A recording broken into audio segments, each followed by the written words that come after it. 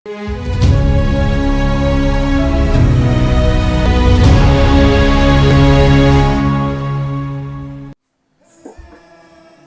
दोस्तों, राजनीति की बातों में आपका स्वागत है। मैं हूं आपका दोस्त धर्मेंद्र कंवारी। दोस्तों, पॉलिटिक्स ऑफ चौधर के इस वीडियो में आज हम हरियाणा की दलित राजनीति पर चर्चा करेंगे और हरियाणा के उन राजनीतिक परिवारों पर बात करेंगे जो दलित परिवारों से संबंध रखते थे, लेकिन हरियाणा की सियासत में एक बहुत मजबूत छवि उनकी थी। हरियाणा की राजनीति में अगर दलित नेताओं पर बात की जाए तो सबसे पहले चौधरी चांदराम जी का नाम आएगा। वो रोहतक के पास खरर गांव के रहने वाले थे और उनके बाद चौधरी दलबीर सिंह जी का नाम आता है।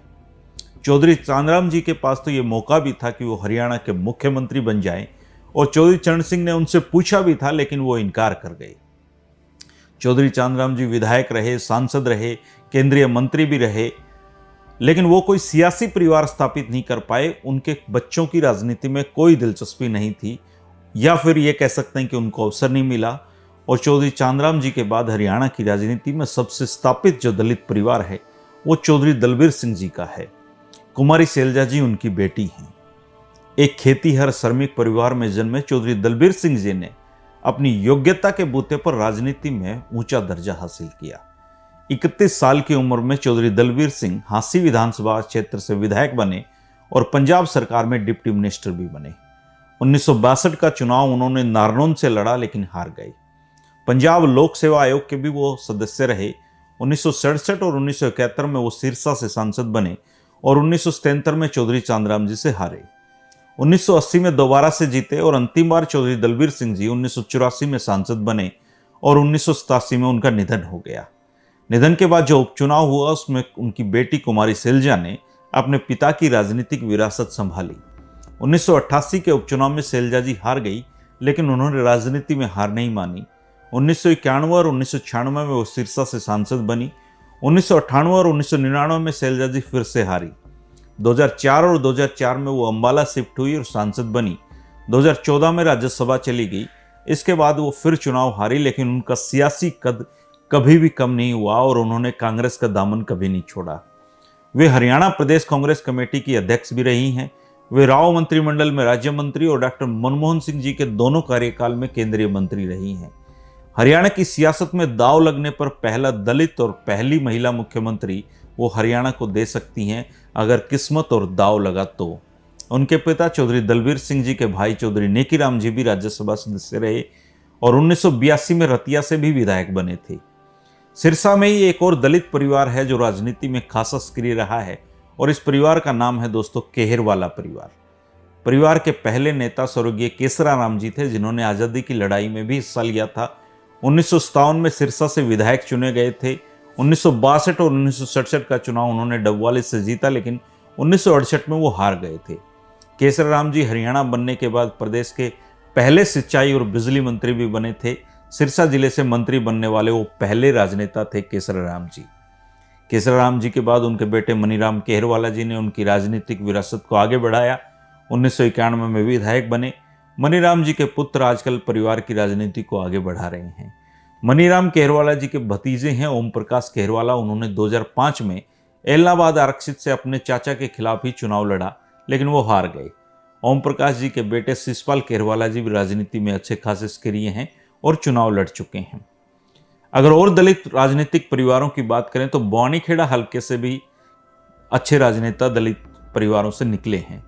कई बार के विधायक और मंत्री रहे चौधरी जगन्नाथ जी करीब 50 सालों तक हरियाणा की सियासत में काफी सक्रिय रहे।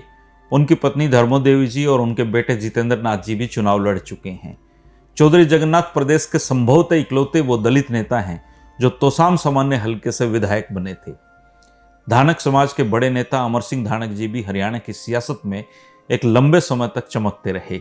बवानीखेड़ा ही उनका भी राजनीतिक क्षेत्र रहा। वो 4 बार विधायक और मंत्री बने। उनका बेटा राजेंद्र धानक भी चुनाव लड़ चुका है। अगर वाल्मीकि समाज की बात की जाए तो वाल्मीकि समाज के भी बड़े नेता होते थे रामधारी वाल्मीकि जी। उनके बेटे जयवीर वाल्मीकि जी हैं, वो कांग्रेस के नेता हैं, कांग्रेस से चुनाव लड़ते हैं, विधायक बने हैं। खरखोदा उनका कार्यक्षेत्र रहा है। करनाल हल्के से ही पूर्व मंत्री जयनारायण कुंडिया जी का भी नाम आप ले सकते हैं। उनके जो बेटे हैं अजय कुंडिया जी, वो भाजपा के साथ राजनीति कर रहे हैं।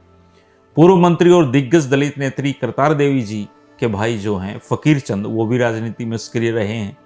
हसनपुर हलके के कई बार विधायक और मंत्री रहे चौधरी गयालाल जी के पुत्र चौधरी उदयभान जी भी विधायक रहे हैं और फिलहाल हरियाणा कांग्रेस कमेटी के अध्यक्ष हैं।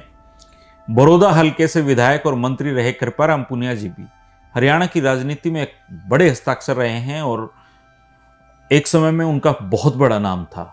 फिलहाल उनकी पुत्र वधू जजपा में सक्रिय हैं। हरियाणा कांग्रेस के अध्यक्ष और कई बार विधायक और मंत्री रहे चौधरी फूलचंद मुलाना जी के बेटे वरुण मुलाना आजकल विधायक हैं।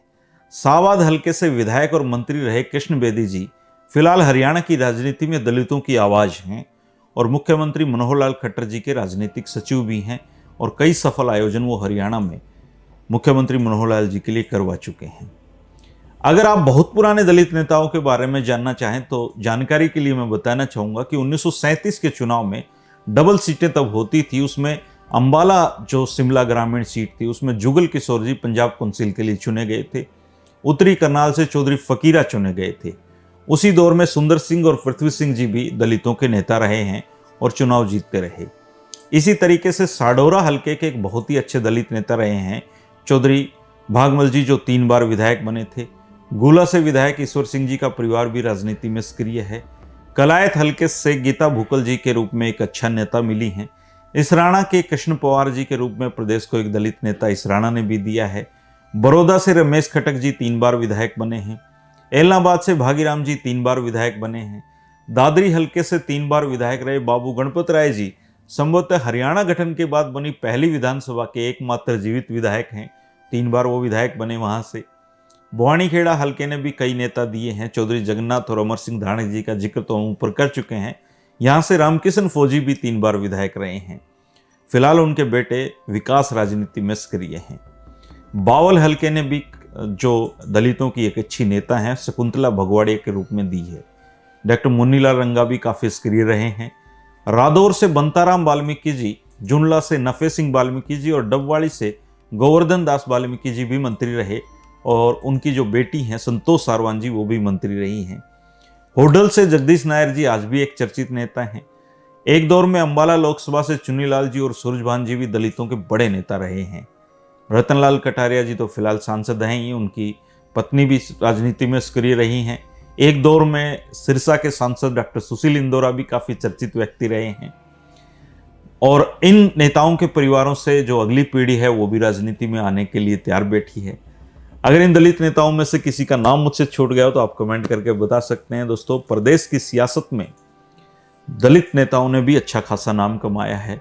चौधरी चांदराम जी और चौधरी दलबीर सिंह जी ऐसे 2 बड़े नेता हुए हैं जिनका न केवल दलितों में बल्कि जो हरियाणा की सियासत में ये कह सकते हैं कि जो सर्व समाज है उसके नेता वो थे।